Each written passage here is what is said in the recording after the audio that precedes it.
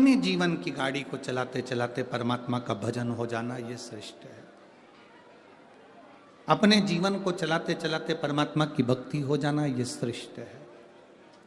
हम एक बार पहले कथा में कहे हैं, शायद भटिंडा के मेरी जीजियों ने, मेरे जीजाओं ने, मेरी बेटियों ने, मेरे भाइयों ने सुना होगा।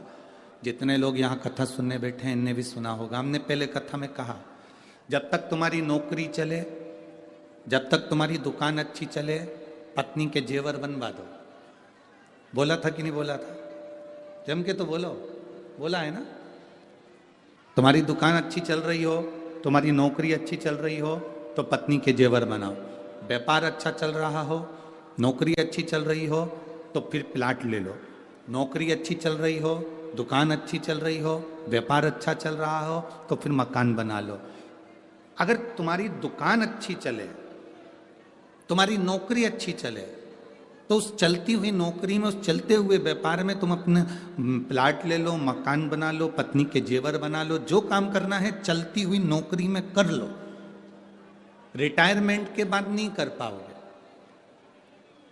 दुकान पर बैठे बैठे शिथिल हो गए, अवस्था ढल गई, फिर नहीं कर पाओगे। अभी दुकान अच्छी चल रही है, नौकरी अच्छी चल रही है, तो जो काम करना है वो कर लो। शिव महापुराण भी यही कहती है, जब तक शरीर अच्छा चल रहा है तब तक भजन कर लो, और जब तक तुम्हारी घर में चल रही है तब तक दान करो।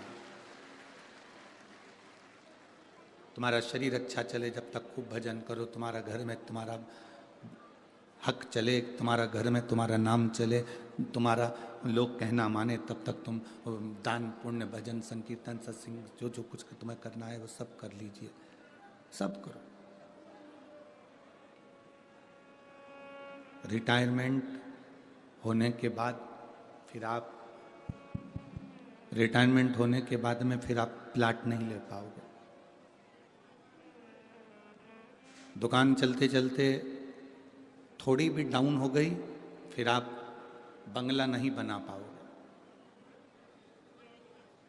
फिर आप पत्नी के जेवर नहीं बना पाओगे। अभी चल रहा है तो कर लो, शरीर चल रहा है भजन कर लो। शरीर चल रहा है तो शिव महापुराण की कथा पंडाल में जाकर बैठकर सुन लो। शरीर नहीं चलेगा तो ना पंडाल में जा पाओगे, ना मंदिर जा पाओगे, ना कहीं दर्शन के लिए जा पाओगे। तुम्हारे घर में चल रही है तब तक दान करो, लंगर चलाओ, भंडारे करो, भोजन कराओ, प्रेम से सबको चलो। जिस दिन तुम्हारे घर में चलना बंद हो जाएगी, फिर कोई तुमको नहीं पूछेगा। फिर तुम कहो भी कि 5 रुपए वहां पर दे दो तो लोग देंगे नहीं। तुम कह भी दोगे कि वो 10 रुपए वहां पर जमा करिया, पेटीएम कर दे, ले गूगल पे कर दे, तो बच्चे अपने खाते में कर लेंगे, पर वहां नहीं भेज पाएंगे। कठिन है। चलते चलते करो, चलते चलते। प्रथम सुख है निरोगी काया, ये शरीर का प्रथम सुख है, पहला सुख है। अगर ये शरीर, ये काया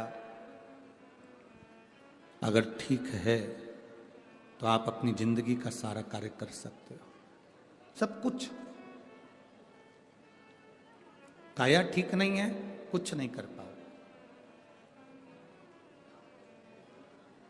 एक पत्र है,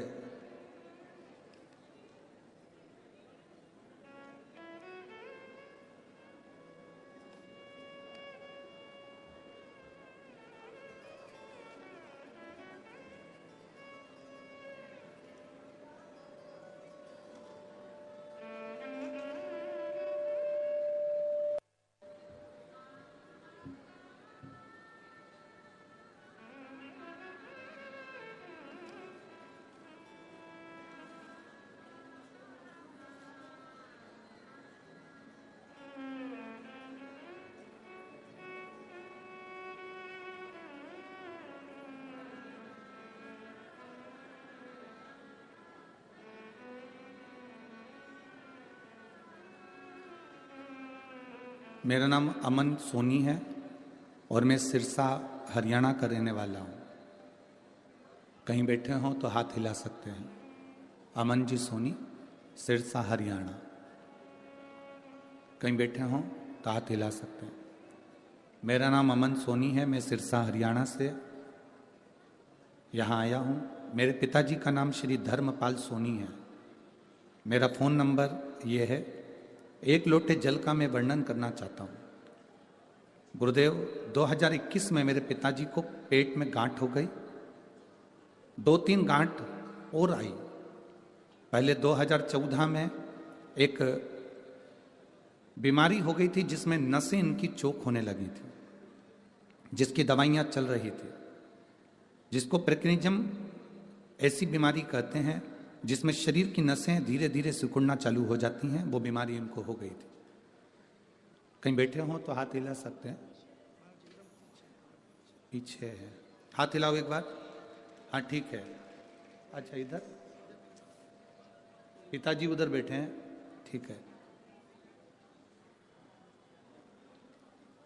आप उनके सुपुत्र हैं। अच्छा, पिताजी से भी निवेदन है वो भी हाथ हिलाएं, आप भी हाथ हिला दीजिए। शंभू श्री शिवाय नमस्तु।